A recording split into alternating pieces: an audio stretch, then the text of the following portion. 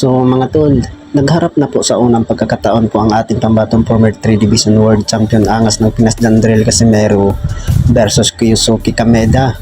Ito pala ang makakalaban po ni Jandrel Casimero mga tol. Pinsan pala to sa kanyang promoter na si Koki Kameda.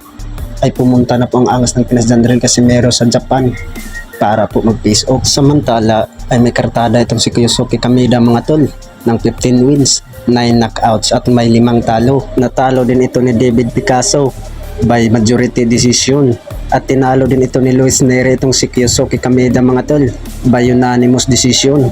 At magandang bakbakan to mga tol dahil po ay maangas talaga ang angas ng Pinas Jandrel Casimero at si Kyosuke Kameda mga tol ay may angas din ito. Bukod dyan ay banat po ng karamihan mga tol na delikado daw ito si Jandrel Casimero kay Kameda dahil po ay kamag-anak daw sa kanyang promoter.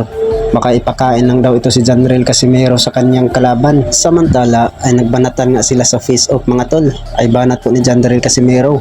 I-knockout daw niya itong si Kyosuke Kameda sa round 1. At banat naman ni Kyosuke Kameda mga tol ay i-knockout daw niya itong si Jandrel Casimero. Sa kabilang banda naman mga tol, alam po ng karamihan na bago po maganap po ang bigating laban ni Terence Crawford versus Canelo Alvarez ay sinabi po ay may rematch po ang dalawa kapag matalo po itong si Canelo.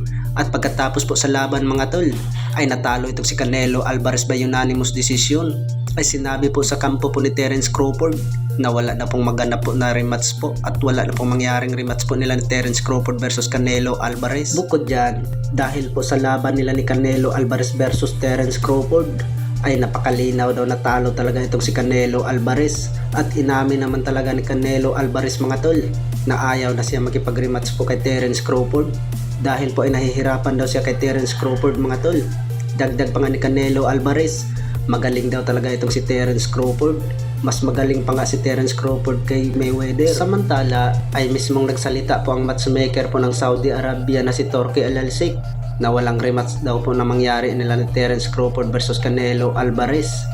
At banat po ni Turki Al-Alsik mga tol ay gustong itapat itong si Terence Crawford sa WBC Light Heavyweight World Champion David Benavides. Hindi po natin alam mga tol kung bababa po ng 168 pounds itong si Benavides para sagupain niya itong si Terence Crawford. Pero alam po ng karamihan mga tol ay banat po sa kampo ni Terence Crawford na malabo daw mangyari ang Terence Crawford versus David Benavides.